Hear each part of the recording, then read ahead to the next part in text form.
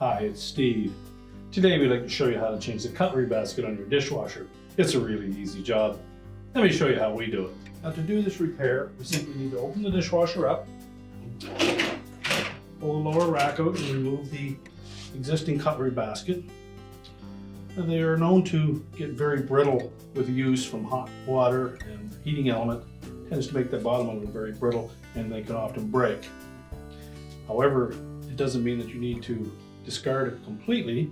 You could use that in your workshop for storing paintbrushes or lubricants or glues or any small tools or something like that.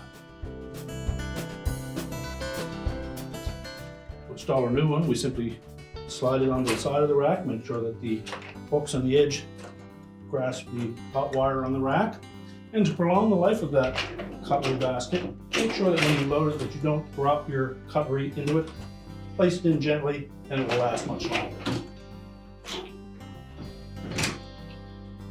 And your repair is complete.